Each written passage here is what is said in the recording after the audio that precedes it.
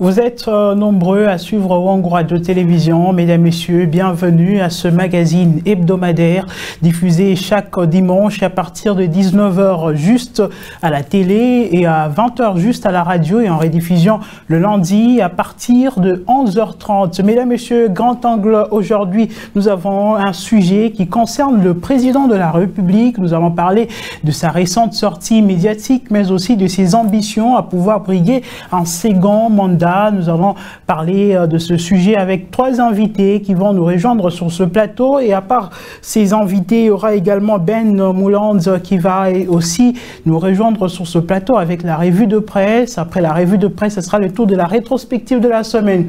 Rétrospective de la semaine qui vous sera présentée par Pascal Lampanga.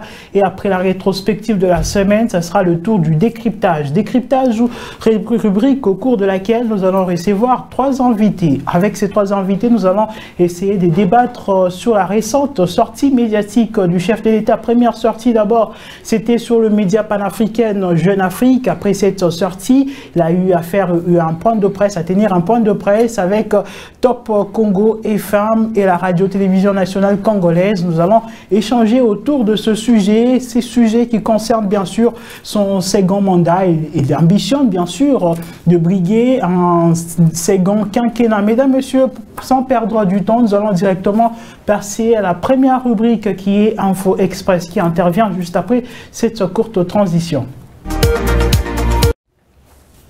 Et Info Express, cette fois-ci, en plus bref, c'est une information que nous avons reçue. Je vous invite de prier notre archevêque émérite, le cardinal Laurent Mosengo. Sa santé se dégrade.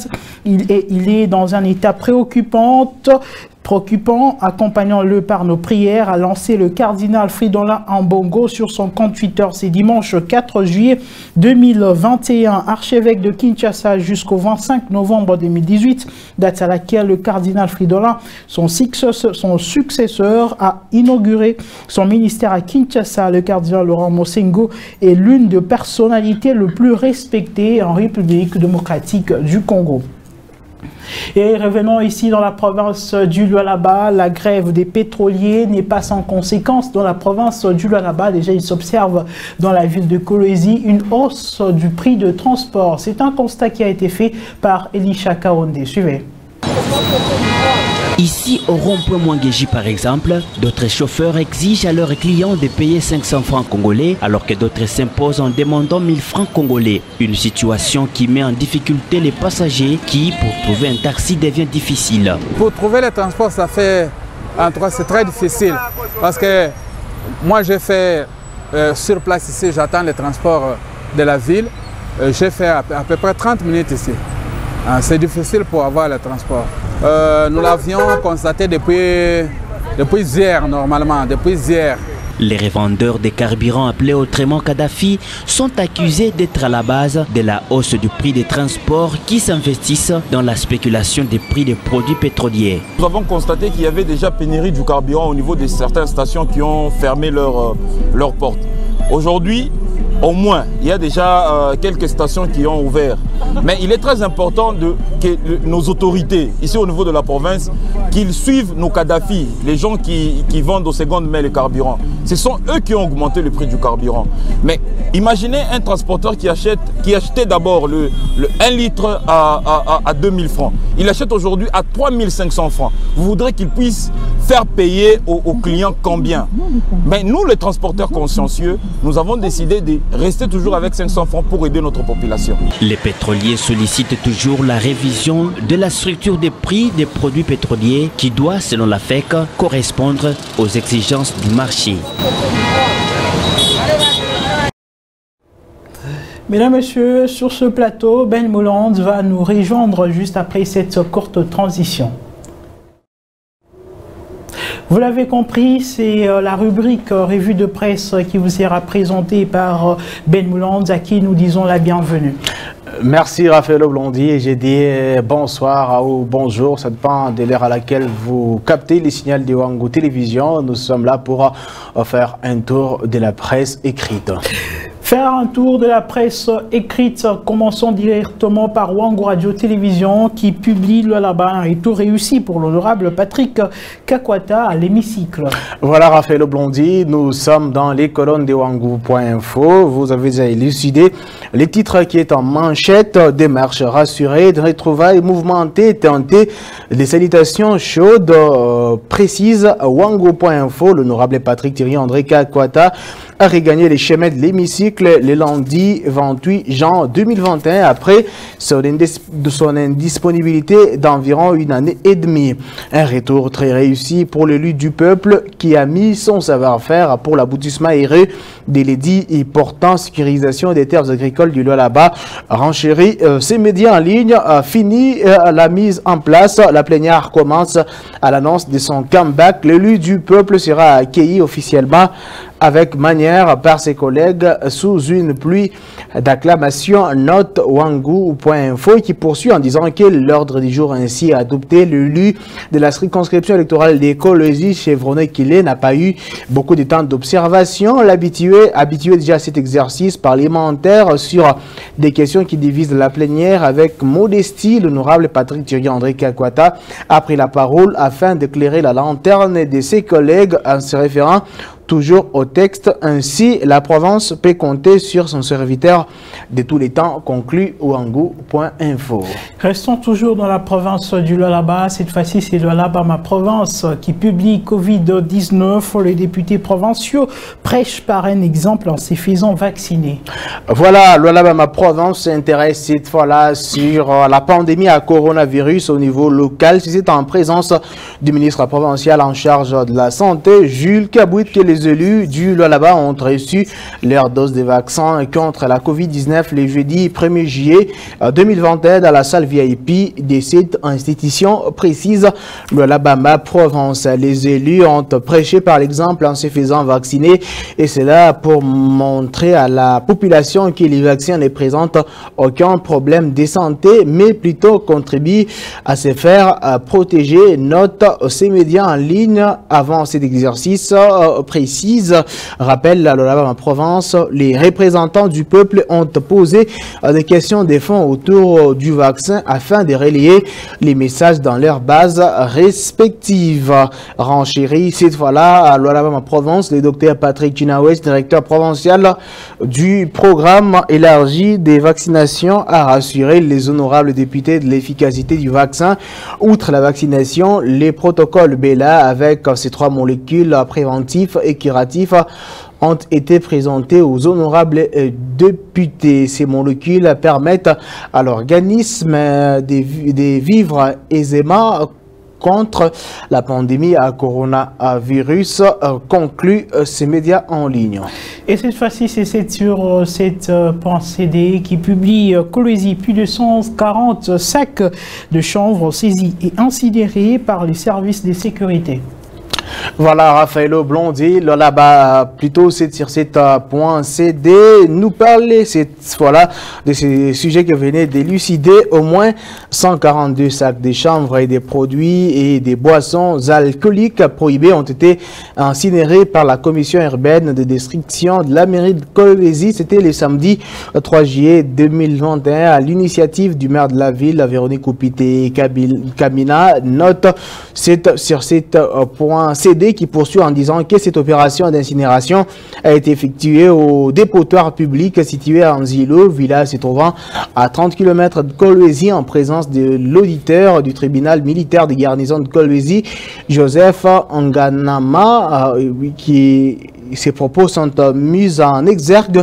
La procédure de flagrance que nous avons commencé vient de s'achever aujourd'hui après la condamnation des détenteurs de la cargaison du chanvre.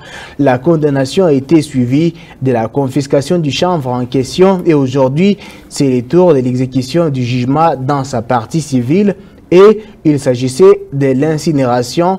La procédure a été respectée comme il y a la commission urbaine permanente chargée d'incinération, explique à la presse Joseph Nganama, auditeur de la garnison militaire de Kolwezi. Il faut vous rappeler que les samedis 19 juin dernier, l'auditeur militaire avait saisi une autre cargaison importante lors d'une mission d'enquête qu'il a menée à Kassaji, deuxième ville de la province du Lualaba.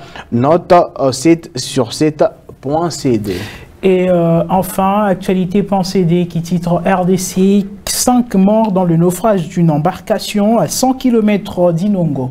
Voilà, Raphaël Oblondi, avant de vous quitter, nous allons rester dans les colonnes des actualités.cd. Les titres déjà connus du public. Au moins 5 personnes sont mortes dans un naufrage plutôt d'une embarcation samedi sur la rivière Lutoyi, dans les territoires des Kiri, de la province d'Emaïndombe, a pris actualité.cd. Selon les maires de la ville d'Inongo qui rapportent la nouvelle, il s'agit d'une bananière qui s'est rendue d'Inongo à Kiri. L'incident s'est produit dans une localité à proximité d'Enkile. Selon l'autorité urbaine, il y avait un peu de surcharge sur la toiture qui s'est cassée et par la suite. Cosmos Mbowenge appelle les transporteurs à suivre les instructions officielles sur les transports lacustres mais aussi fluvial. Note actualité.cd qui chute en disant que à cette même occasion, les députés provinciaux des Kiri Casco appellent les amateurs à respecter les normes de chargement pour éviter pareille situation. Raphaël Oblondi, c'était l'essentiel de la revue de presse de la semaine. Merci beaucoup Ben Mouland pour votre passage sur ce plateau de Wango Radio Télévision, mais aussi de ce magazine Grand Angle. Merci à vous aussi. J'ai dit merci à nos auditeurs, pourquoi pas à nos téléspectateurs, y compris nos internautes. J'espère que je vais les retrouver la semaine prochaine avec les mêmes réels plaisirs. Mesdames, Messieurs, poursuivons donc ce magazine, cette fois-ci avec la rétrospective de la semaine qui intervient juste après cette courte transition avec Pascal Panga. Je vous l'ai dit, rétrospective de la semaine avec Pascal Panga, suivez.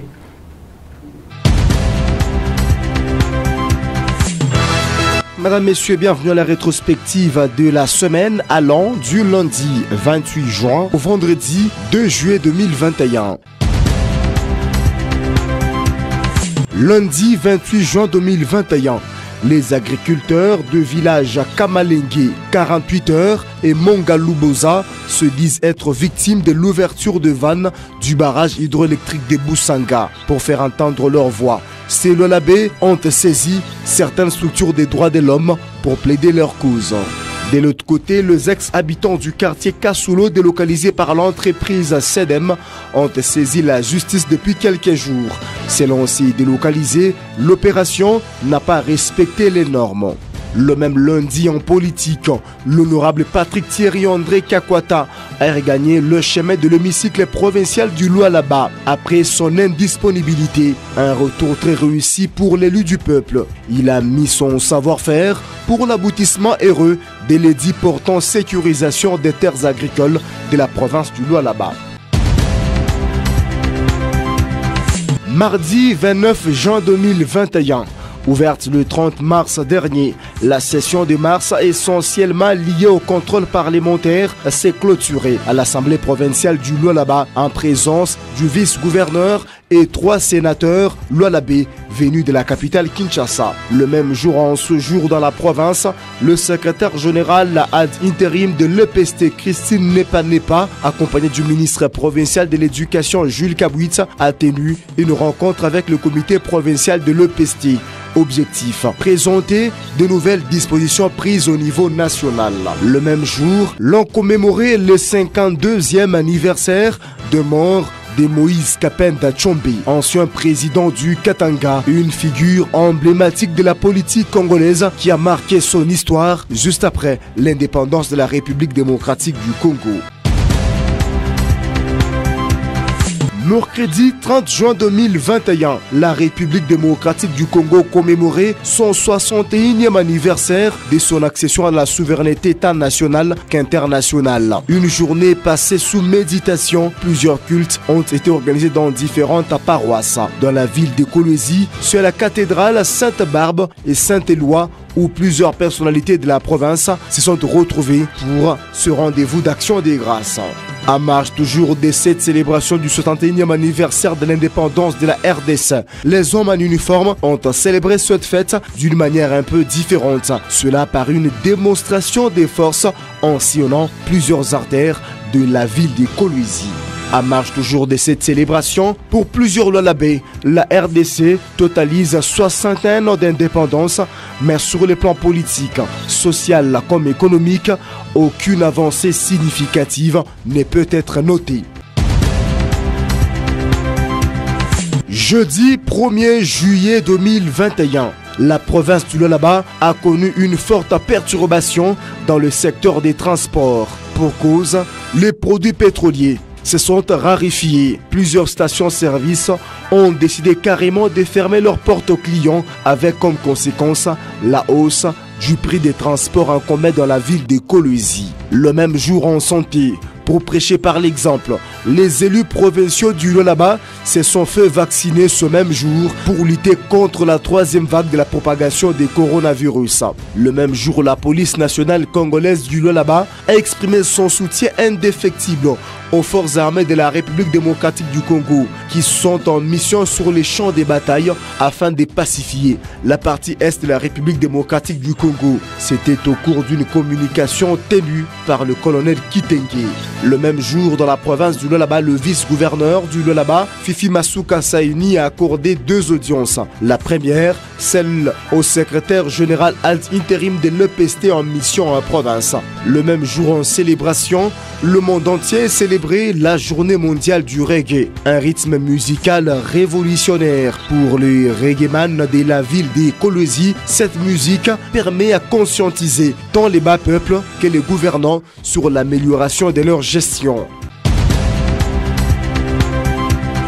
Vendredi 2 juillet 2021, le ministre national de l'enseignement supérieur et universitaire, Mwindo Nzangi, en mission de service dans la province du Lualaba pour faire un état des lieux des instituts supérieurs et universitaires, s'est entretenu ce vendredi avec les étudiants. Ce avant sa rencontre avec le vice-gouverneur Fifi Masuka Saini. Le même jour, les habitants du quartier Golf Eastem sont privés de l'énergie électrique depuis sa création. Pour avoir accès au courant électrique, ces Lualabais font recours au générateur. Une situation qui n'arrange pas du tout les habitants de ce coin. Les activistes des droits de l'homme de la province du Lualaba, de leur côté, étaient ce même vendredi dans un atelier de renforcement des capacités sur le droit intangible et non dérogeable. Le même jour, le ministre provincial de la Santé, Jules Kabouitsa, lançait la campagne de l'opération des fistules obstétricales de femmes. C'était à l'hôpital général de référence Mwangeji, en présence de partenaires de cette campagne, mais aussi de femmes victimes de cette maladie. Madame, Messieurs, fin de votre rétrospective sur la radio et télé Étoile Jaune. Merci à tous de l'avoir suivi. À la semaine prochaine. Mesdames, Messieurs, c'était là la rétrospective de la semaine présentée par Pascal Mpanga. Nous allons directement passer à notre dernière rubrique, la rubrique décryptage qui intervient juste après cette courte transition. Décryptage, cette fois-ci, on va parler de la récente sortie médiatique du président de la République, Félix-Antoine Tshisekedi, sortie au cours de laquelle il a épinglé plusieurs points, notamment ses ambitions de pouvoir briguer un second mandat, mais aussi sa relation avec le président de l'UNC, Vital Kamerhe, et beaucoup d'autres sujets qui ont été épinglés dans sa récente sortie médiatique. Parlons de sa récente sortie médiatique, ou il faut le dire, ses récentes sorties médiatiques, on a senti était du côté de Jeune Afrique, il a accordé une interview. Après Jeune Afrique, c'était la RTNC et Top Congo FM. Mesdames, Messieurs, sur ce plateau, nous recevons pour vous Monsieur Fabien Kandal Kalaya, à qui nous disons la bienvenue et merci d'avoir accepté notre invitation. Merci beaucoup, monsieur le journaliste. Non seulement lui, il y a également monsieur Daniel Capand, à qui nous disons la bienvenue et merci d'avoir accepté notre invitation. Merci, Wangou. Monsieur Crispin Saloumou également, c'est cette personne avec qui nous allons cheminer avec vous dans ce magazine Grand Angle, à qui nous disons merci pour votre présence dans ce magazine Grand Angle. Merci bien pour l'invitation et j'en profite pour saluer tous ceux qui nous suivent à travers Wangou Radio-Télévision. Nous commençons déjà avec vous, monsieur Crispin Saloumou. Vous avez aussi suivi la récente sortie médiatique du président de la République, Félix-Antoine Tshisekedi. Il a épinglé plusieurs points, notamment sa relation avec le président de l'UNC, où vous êtes aussi membre de l'UNC. Comment avez-vous d'abord analysé sa récente sortie, la récente sortie du président Félix-Antoine Tshisekedi? Merci bien, cher Raffaello. Je crois que nous devons d'abord commencer par rectifier. M. Saloumou n'est pas que membre de l'UNC, il est le secrétaire interfédéral, donc l'autorité qui représente l'UNC au Lualaba.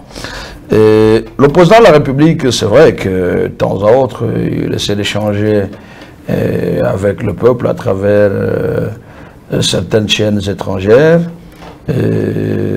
mais également, il lui arrive souvent de pouvoir échanger avec les chaînes locales, ce qui a été le cas avec RTNC et Top Congo, après qu'il ait accordé une interview à une presse écrite et en ligne, Jeune Afrique.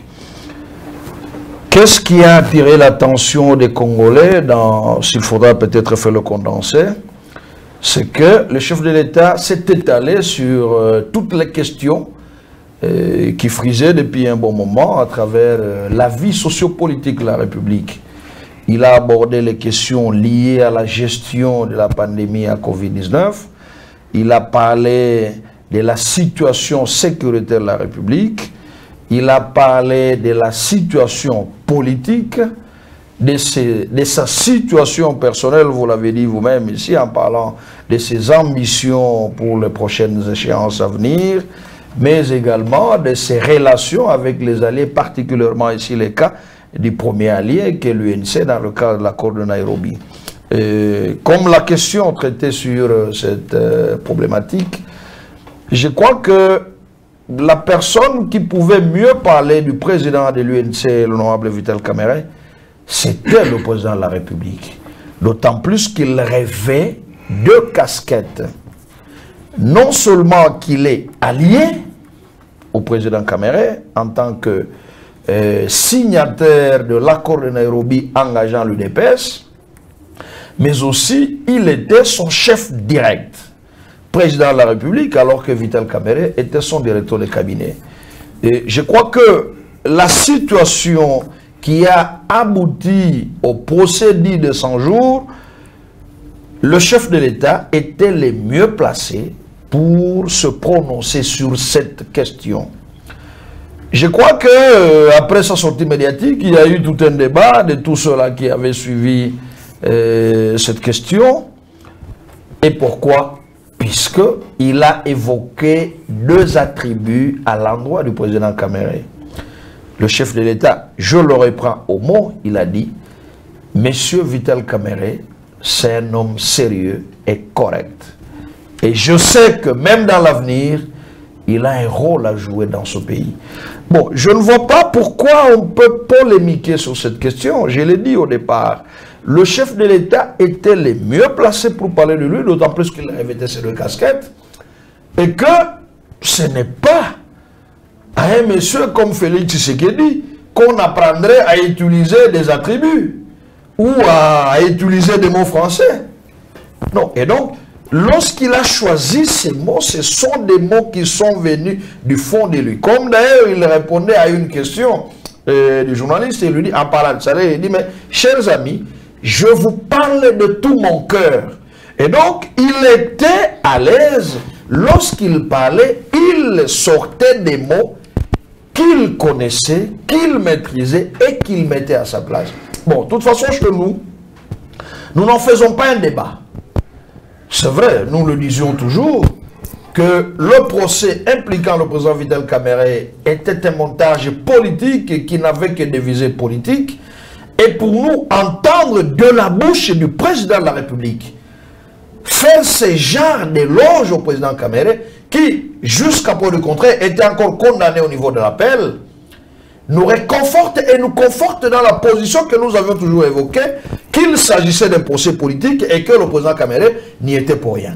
Donc, pour nous, c'était un aveu du président de la République reconnaissant le caractère du président Vital Kamere, notre président. Merci. Donc, pour nous, nous n'avons pas à faire un débat dessus. Nous avons pris acte et nous avons dit oui, le chef de l'État a dit ce que nous connaissons, ce que nous disions depuis toujours, et qu'il a dit pour couper court à tout ce qu'il y a comme spéculation. Et nous disons, il n'appartient pas à un homme sérieux, à un homme correct, de se retrouver devant les barreaux. Merci, M. Christian. Donc, nous attendons la suite des paroles du chef de l'État. Nous allons revenir sur vous, M. Daniel Capin, acteur politique et analyste des questions politiques. Comment avez-vous analysé, bien sûr, les différentes sorties médiatiques du président de la République et épinglé tout le point, bien sûr, abordé par les acteurs politiques de la RDC? Dans les propos du chef de l'État, il y a eu plusieurs points qui ont été épinglés. Et pour ma part, le chef de l'État a parlé des problèmes épineux par rapport à la gestion de la République. C'est-à-dire, il a parlé de l'insécurité, il a parlé de ses ambitions de 2023, et il a parlé de la pandémie à Covid-19. Moi, je ne tournerai qu'autour de ces trois aspects parce que cela concerne la République. Or, le problème que venait de stigmatiser mon co-débatteur, c'est un problème qui concerne l'UNC et qui concerne les relations entre le chef de l'État et son ancien allié Vital Kamere. Polémiquer autour de ces déclarations, ce serait vraiment aller vite en besogne. Moi, je crois que nous devons par contre voir les ambitions du chef de l'État, le problème de l'insécurité qui sévit à l'est de la République et le problème de la pandémie à Covid-19. Lorsqu'il s'agit des situations cruciales par rapport à notre pays, le chef de l'État doit dire un mot. Et je sais que l'art des journalistes, c'est de vouloir créer un débat autour de certains aspects pour, bien sûr, informer correctement le chef de la population et même dire des non-dits dans un débat quelconque. Et cela est important.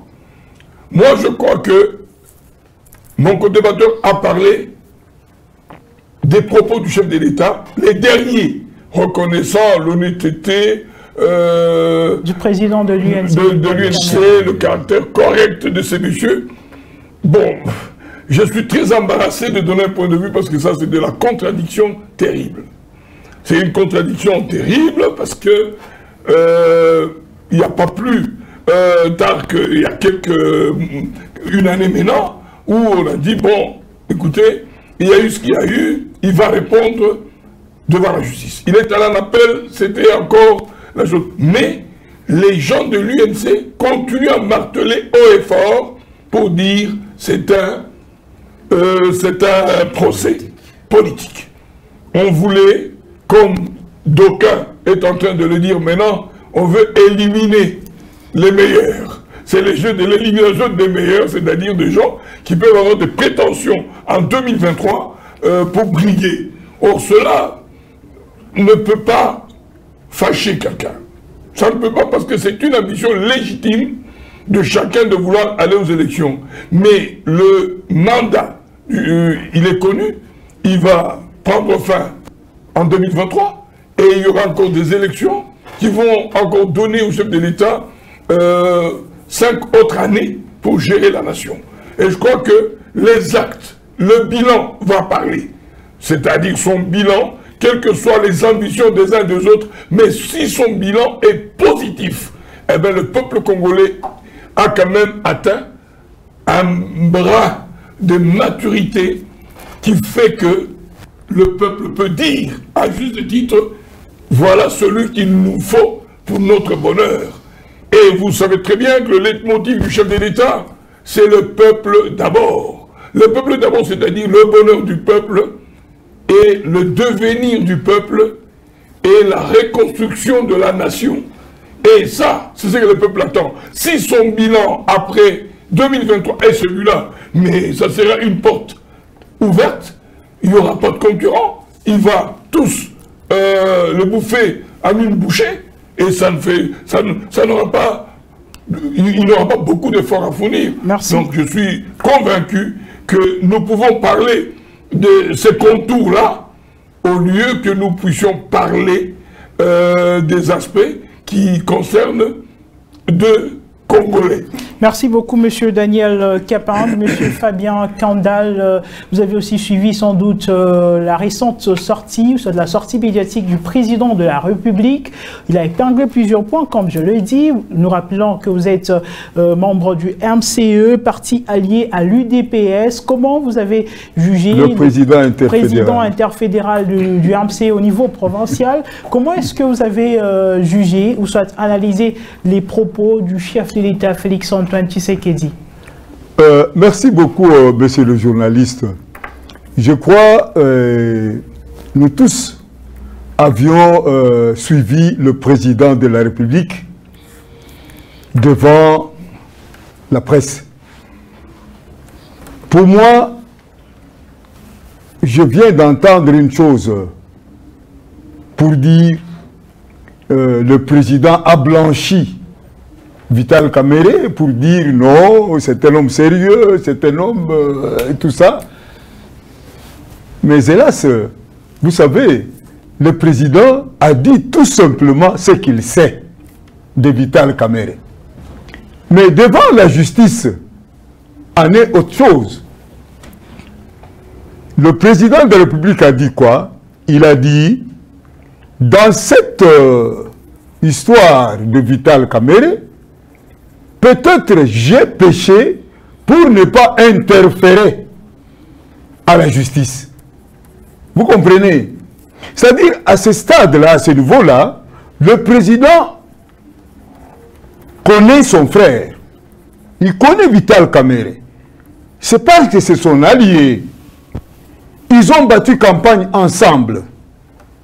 C'est là où il pouvait dire non, c'est un bon monsieur, c'est un monsieur sérieux, mais hélas, la justice aussi décide autrement. C'est-à-dire, à notre niveau, il n'y a pas celui qui pourrait dire non, c'est un procès politique. Non, c'est un procès politique comment? Si et seulement si la justice décide autrement vis-à-vis de M. Vital Kamerhe. Ça, c'est un. De deux, il y a ces fameux accords de Nairobi.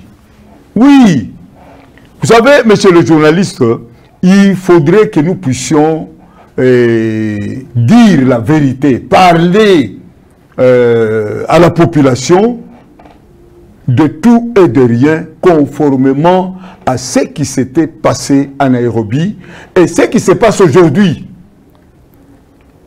Mon débatteur vient de dire ici son ancien allié. Non, ce n'est pas son ancien allié. Même aujourd'hui, hein, Vital est allié à Félix Tshisekedi.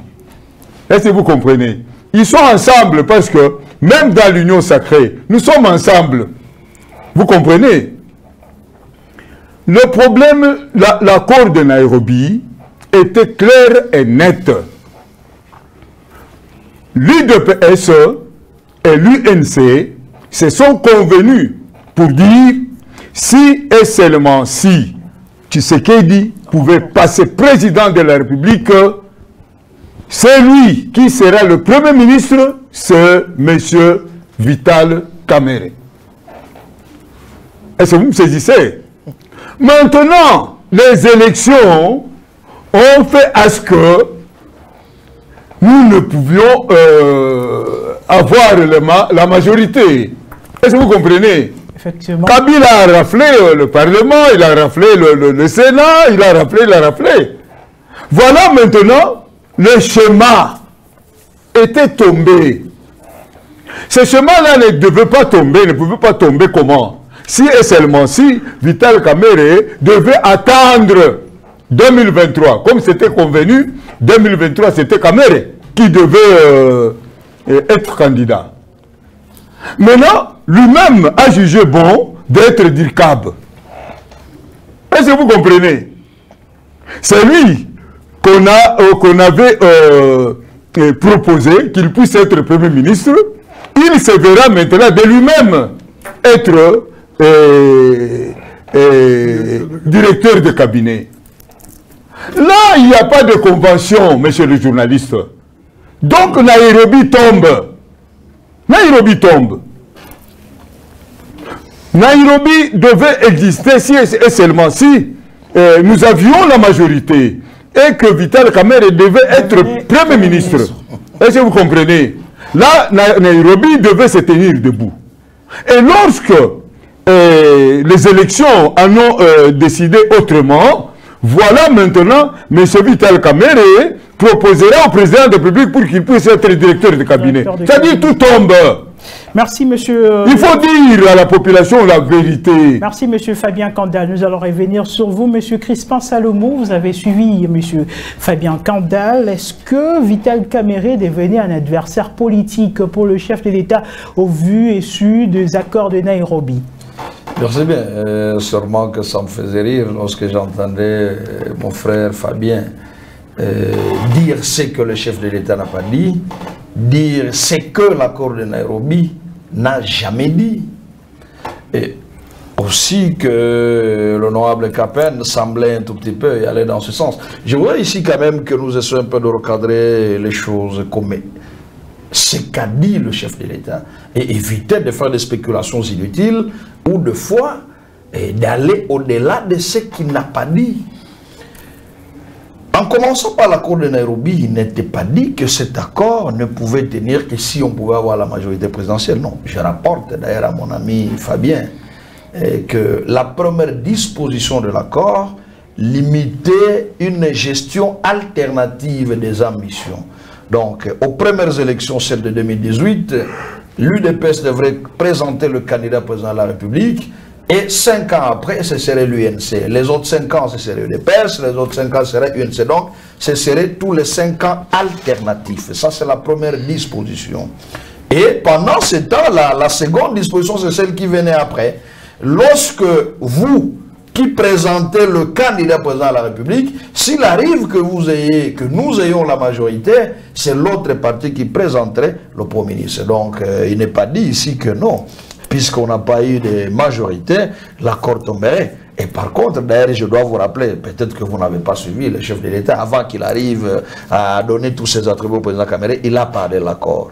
Il a dit, je sais que, même au regard de l'accord, j'ai eu échangé avec le président Kamerhe sur cette question et qu'il était prêt à ce que je puisse me représenter en 2023. Mais je lui ai dit, attendons le moment opportun. Et il a dit, quel que soit le soubresaut que nous traversons, compte tenu de tout ce qui est arrivé, c'est que nous regrettons tous. Je voudrais quand même que le président Kamerhe rappelle certains de ses membres à l'ordre, pourvu que notre accord subsiste même au-delà de sa condamnation. Cela veut dire que même pour le président de la République, l'accord n'a jamais été abrogé. L'accord, les conventions légalement formées tiennent lieu des lois à ceux qui les tiennent. Ça, c'est le droit, M. Fabien. Donc, ne nous amenez pas la compréhension à l'UDPS ou peut-être au MSC qui est venu après. Alors, ça, c'est ça la loi, c'est ça le principe. Et aussi, il faudra quand même que nous soyons un peu d'être assez clairs. Vital Kamerhe devenait-il un adversaire? Vital Kamerhe devenait-il un adversaire? Non. Vital Kamerhe n'était pas du tout adversaire politique à Félix Tshisekedi, non. Et je crois que l'adversité, le seul problème qu'il y avait, c'est l'accord de Nairobi qui pesait. D'autant plus que le président de la République, ayant déjà été au pouvoir, nourrissait déjà des ambitions de se représenter. Ce qui est légitime, ce qui est normal, puisque tout humain, et encore plus que lorsqu'on y accède au pouvoir, on n'a pas du tout le sentiment de pouvoir le quitter. Lui-même l'a dit à Lubumbashi, et même à Goma, il a répété. Il dit, mais j'ai une vision, mais pourquoi devrais-je la quitter en un mandat? Il faudra que je puisse la concrétiser avec le deuxième mandat. Ça, c'est Félix Tshisekedi lui-même qui le dit. Je crois qu'étant aussi tenu par l'accord de Nairobi, il fallait que nous puissions revoir les choses. Et je le dis si je le rappelle. Depuis plus d'une année, nous avions déjà saisi nos amis et nos alliés de l'UDPS pour que nous puissions revoir cela. Puisque nous nous étions dit, et ça c'était clair, nous avions compris qu'il y avait certaines difficultés que nous avions. Entre autres, la coalition FCC-Cash, avec laquelle nous devrions gérer la République. Puis après, nous sommes partis de là. Aujourd'hui, nous sommes dans le cas de l'Union sacrée. Sûrement que avant les prochaines élections, nous devrions nous réunir pour évaluer cet accord et trouver des orientations. Pour nous, ça ne nous gênait pas du tout. Mais par contre, là où posait le problème, c'était du camp de l'UDPS. J'allais être très à l'aise si vous invitiez quelqu'un de l'UDPS ici pour que nous puissions en discuter. Puisque les autres, nous rappelons qu'ils ne sont pas UDPS, M. Fabien, il est dans un parti allié. Mais je vous dis, mais malheureusement, qu'il n'a pas participé à l'accord de Nairobi, c'est ainsi qu'il spécule, hein, qu'il rentre des fois dans des postures conjecturelles. Même c'était là. Non, malheureusement, merci, il n'a pas été là. Merci, nous allons revenir sur... Vital Kamerhe n'était pas l'adversaire à Félix Tshisekedi. L'adversaire à Félix Tshisekedi était l'accord auquel nous étions prêts à pouvoir le réévaluer. Et d'ailleurs, c'est ce que nous avions dit. Quoi qu'il est arrivé, nous sommes prêts à réévaluer et voir comment nous devons cheminer. Merci, M. Crispin Saloumou. M. Daniel Capinde, est-ce que l'erreur fatale de Vital Kamerhe était celui d'accepter d'être directeur du cabinet? Non, je ne dirais même pas ça, parce que vous devez savoir, notre ami Saloumou est en train de parler des accords de l'accord de Nairobi. C'est vrai, mais il faut savoir que la politique est très dynamique. La dynamicité de la politique fait que il est difficile que vous puissiez prétendre avec exactitude que lorsque vous arriverez en 2023, vous allez présenter. Ce n'est qu'un accord. Mais dans la marche, il y a beaucoup d'éléments qui peuvent entrer en ligne de compte, qui peuvent perturber tout, complètement tout. Parce que si aujourd'hui, nous sommes dans une guerre, tous ces accords tombent. On en parlera dans les archives, on en parlera dans l'histoire. Mais moi, je crois, sur le terrain, il y a des éléments. Parce que quand j'entends les uns et les autres parler, c'est comme si cette population était déjà hypothéquée. C'est-à-dire qu'en 2023, c'est d'office Kamerhe, il passe. Non! Président de la République. Non! Il va se présenter voilà. Au nom de leur coalition. Voilà. Mais la population peut en décider autrement. Ça, c'est vrai. Et c'est pour ça que moi je crois que dans la marche de choses, dans le camp du président de la République, il y a des choses qui ont fait qu'on puisse avoir certaines attitudes à un certain moment.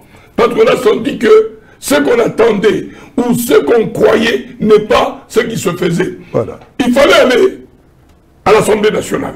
Tout le monde savait, et Kamerhe et le chef de l'État, que cette majorité, elle est FCC à l'Assemblée nationale. Or, le Premier ministre vient de la majorité parlementaire. Ils le savaient tous pertinemment bien. Et c'est la raison pour laquelle. Parce que le changement qu'il y a eu, c'est un changement qu'il y a eu lorsqu'il y a eu Union sacrée. Mais avant, qu'est-ce qu'il y avait? Il n'y avait rien. Il y avait la coalition FCC-Cash. Cash, tout simplement. Or, là-bas, il y a à boire et à manger. C'est-à-dire, Kamerhe, je peux dire qu'il est très subtil, il est très fin et il est très intelligent. Il a compris cela. Parce qu'il savait qu'on n'a pas encore acquis cette majorité parlementaire qui peut faire de moi un Premier ministre. C'était difficile à faire un calcul exact. À date, qu'est-ce qui se passe? À date, on a créé une majorité avec l'Union sacrée. Mais c'était tellement fragile que c'est en train de se friter au jour le jour. Ce n'est qu'à coup d'argent que ça peut marcher. Et ça sont des pratiques que moi je déplore, parce que ces pratiques-là nous reculent de 100 ans en arrière. On n'avancera jamais. Si ce sont les mêmes méthodes produisent les mêmes effets, ça va se passer de cette manière-là. Il y a Nembalemba qui l'a dit comme ça en souriant. On a eu nos 15 000. Hein. Est-ce que nous, on doit avoir honte de les avoir parce qu'on les donnait à l'époque? Des propos comme ça n'édifient pas une nation. Des propos comme ça n'édifient pas une nation. C'est pour ça que nous remarquons que dans les assemblées, il suffit que tu aies une cagnotte forte. Eh bien, on peut même te prendre un tipoy.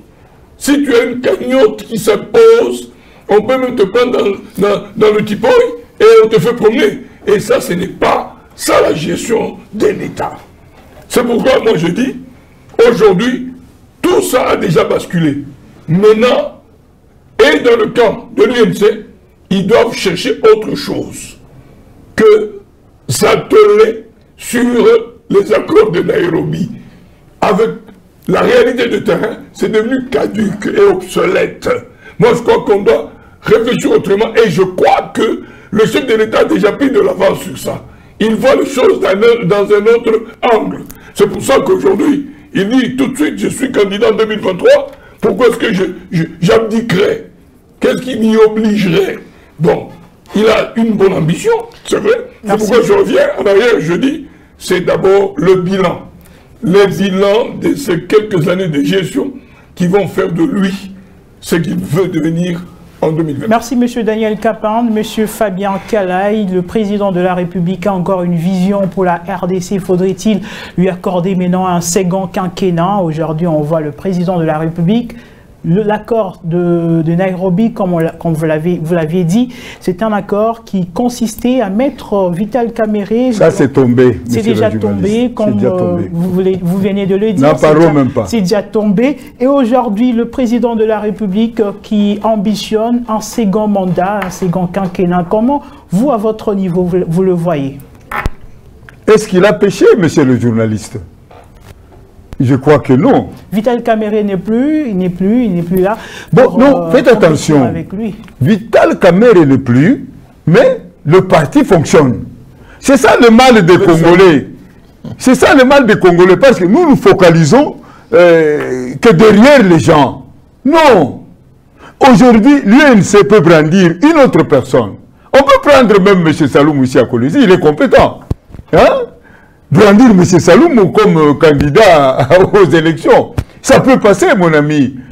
Cela dépendra de la force, d'abord de la force de son parti politique. Est-ce que vous comprenez? Là-bas, il n'y a pas match. Mais pour le deuxième mandat du président de la République, d'abord, c'est constitutionnel. C'est constitutionnel. Le président doit briguer 2 mandats. Si et seulement si l'occasion le permettrait. C'est ça, mon ami. Cela dépend de la population. Cela dépend du bilan. Comme mon co-débatteur, Excellence Kapenda. Cela dépendra de nous. C'est-à-dire, nous devons travailler. Nous et l'UNC, nous sommes des alliés. Il y a l'UDPS, il y a l'UNC, il y a MC, pour un peu rappeler à mon frère Christian Saloumou. Nous, MC était allié à l'UDPS depuis 2016. Est-ce que vous comprenez? Donc vous avez participé aussi aux accords de Nairobi. Oui, oui. Je vous dis sincèrement. Mais maintenant, vous savez, MC, à cette époque-là, n'avait pas de grands animateurs en province. C'est pourquoi vous verrez que, quelque part, on peut dire non. Donc, l'UNC n'existe pas. Mais aujourd'hui, hélas, MC, c'est un grand parti politique qui a maintenant aujourd'hui les animateurs de la trempe de Kandal, ici ou là-bas aujourd'hui. Hein?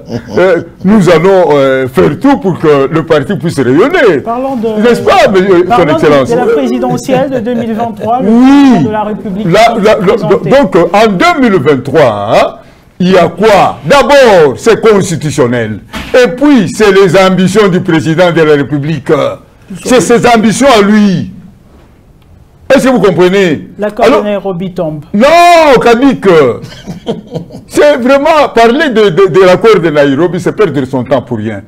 Aujourd'hui, nous devons faire tout pour que nous puissions être encore ensemble, comme nous le sommes aujourd'hui. L'union sacrée. L'union sacrée, c'est la vision du président de la République.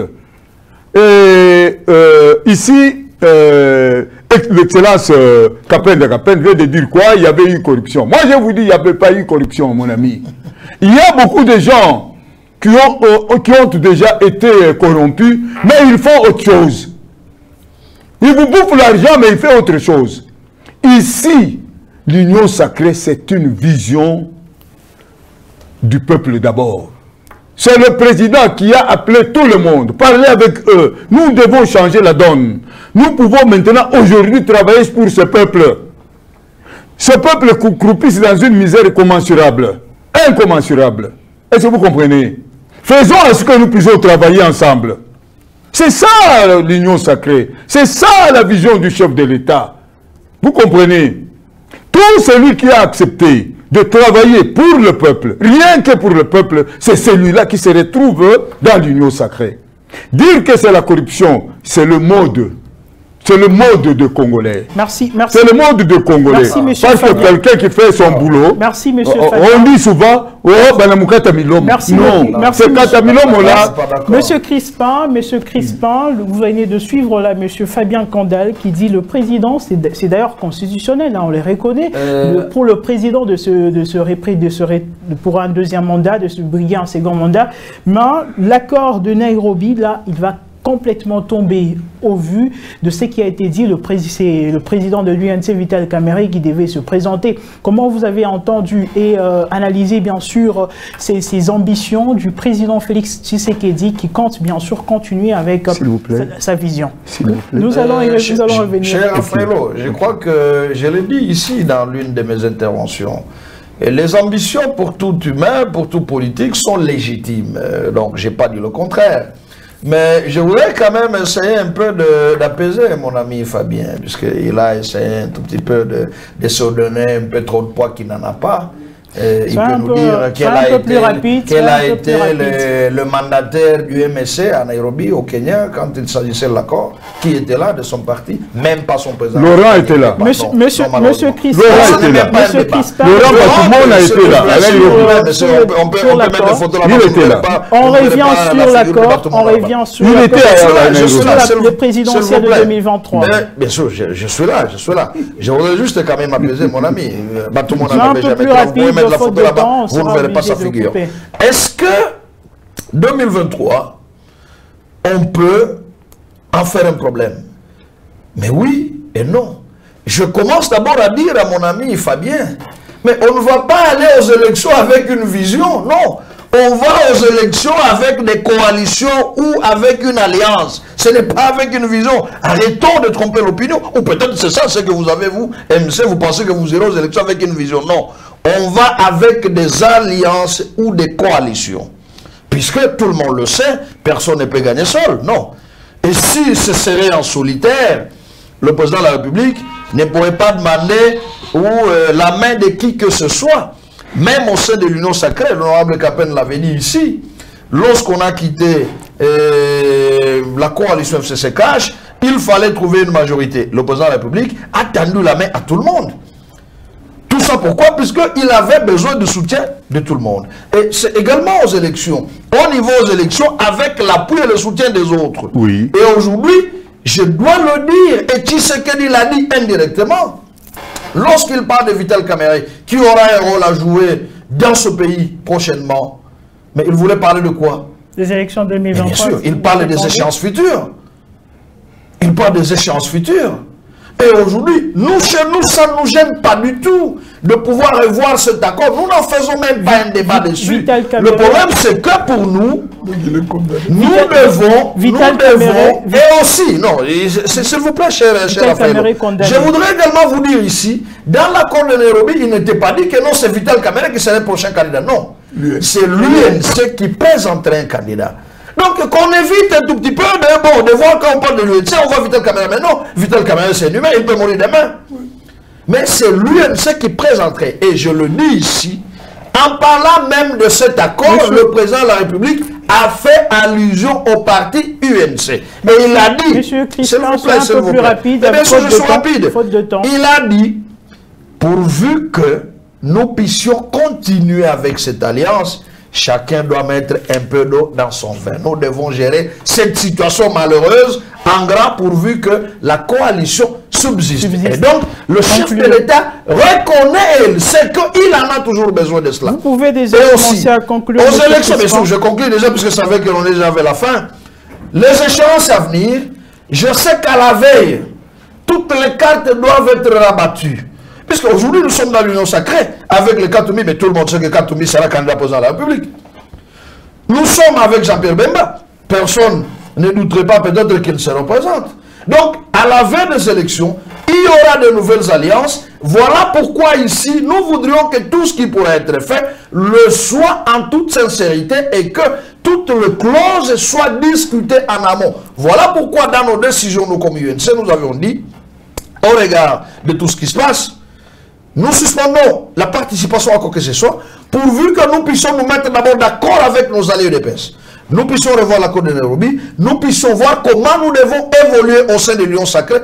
Et donc, pour 2023, nous devons attendre le moment opportun pour que nous sachions ce que nous devons faire. Merci beaucoup, messieurs Crispin, et surtout merci pour votre présence. Je vous en prie et merci pour l'opportunité. Monsieur Daniel Capinde, vous venez aussi de suivre les deux interlocuteurs. Comment est-ce que vous voyez les choses avec les élections de 2023? Oui, ben, je crois qu'ils disent la même chose, mais sans se mettre d'accord. Moi, je crois que Salomon a bien dit, les ambitions sont légitimes.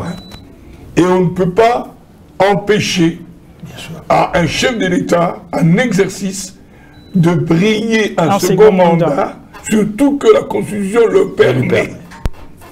J'ai parlé en amont de la dynamicité politique. C'est-à-dire, la politique est tellement virevoltante qu'à un certain moment, toutes les donnes qu'on est en train de développer ici peuvent changer. Bien sûr. À les élections, oui. Or, c'est comme ça, non? Maintenant, le chef de l'État a besoin d'une coalition forte.